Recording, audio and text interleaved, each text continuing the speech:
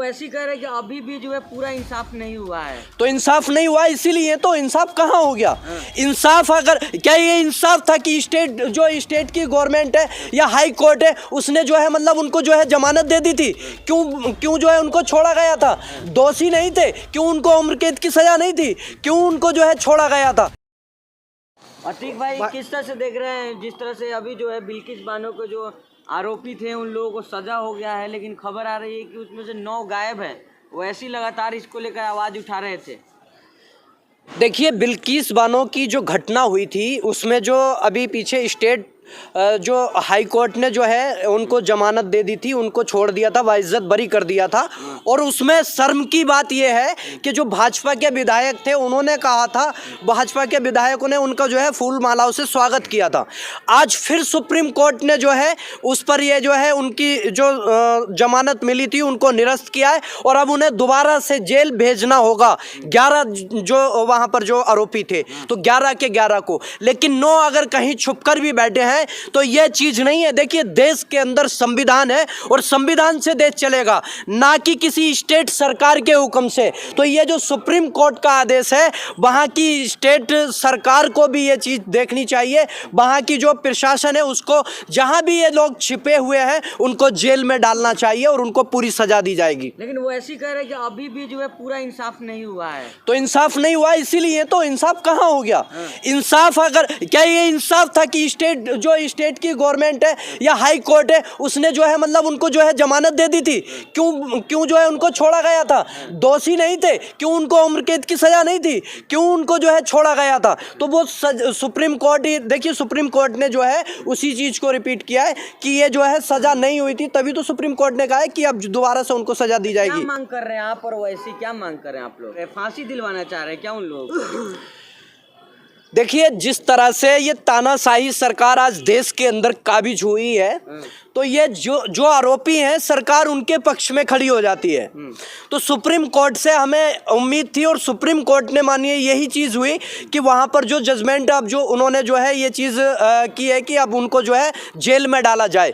जो भी कड़ी से कड़ी सज़ा है उनको वो मिलनी चाहिए, उम्र कैद की सज़ा हो या जैसे इसमें फांसी का अगर प्रावधान है तो फांसी भी मिलनी चाहिए। क्यों कि जिस तरह से उन्होंने जो है बिल्किस बानो पर, उसके परिवार पर अत्याचार किया था, आज कहीं ना कहीं वो निर्दोष साबित करने के बाद स्टेट गवर्नमेंट ने उनको जो है एक बढ़ावा दिया था।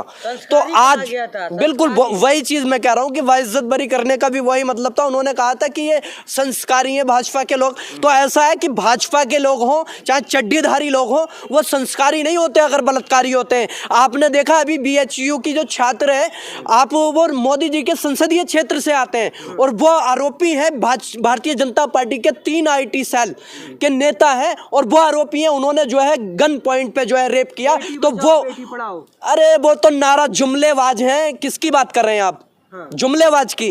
वो कहते हैं कभी कि चाय बेच के मैं जो प्रधानमंत्री बन गया, मैं तो चाय बेचा करता था, लेकिन अब टाइम वो आ गया है कि बाय बाय करके, जैसे वो बेचते थे ना चाय, तो बाय बाय करके उनका जाने का टाइम आ गया। 2024 400 पार कर रहे हैं, आप कर रहे हैं बाय बाय। बिल्किस बानो थी इसलिए खामोश थी कांग्रेस भी और बाकी सारे लोग। बाकी और धर्म के होते हैं तो कांग्रेस जल्दी से बोल जाती है। देखिए, कांग्रेस ही नहीं, सारी जो स्टेट लेवल की जो पार्टियां हैं, सपा हो बसपा हो, वो भी चुप रहते हैं। देखिए, कांग्रेस जितने मुद्दे उठा रही है आज के टाइम में, हाँ मैं एक चीज़ मैं ये कह रहा हूँ कि कांग्रेस जितने मुद्दे उठा रही है इतने शायद स्टेट पार्टियां कोई भी नहीं उठा रही हैं। बिल्किस बानो पर भी जो है बात रखी गई है, लेकिन ये चीज़ है कि मुस्लिम को ज़्यादा टारगेट किया जा रहा है।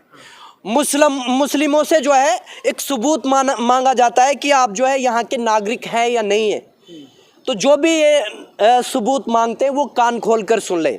यहाँ के इस देश को आज़ाद करने के लिए अबुल कलाम जैसे, अशफाक उल्लाह खां, तो ये जो हमारे लोग हैं, हमारे जो मतलब पूर्वज हैं, उन्होंने कुर्बानियाँ दी हैं देश को आज़ाद करने में। आपने देखा कि वीर अब्दुल हमीद जो थे तो उन्होंने जो है पाकिस्तान के अंदर ही टैंक तोड़े। तो ये हमारे लोगों की कुर्बानियाँ है, ये देश किसी के बाप का नहीं है। और राहत इंदौरी साहब का शेर भी है, जो आज साहिब मसनद है, जो सत्ता में बैठे वो ये ना समझे कि हम जो है ज़िंदगी भर के लिए हो गए। तो मैं ये चीज़ एक शेर के माध्यम से उनको आगाह कर रहा हूँ, मोदी जी को आप सुन लीजिए, सत्ता के लोगों को, कि जो आज साहिब मसनद हैं कल नहीं होंगे, जो आज साहिब मसनद हैं कल नहीं होंगे, किराएदार हैं जाति मकान थोड़ी है, ये चलती फिरती है, किराएदार हैं जाति मकान थोड़ी है।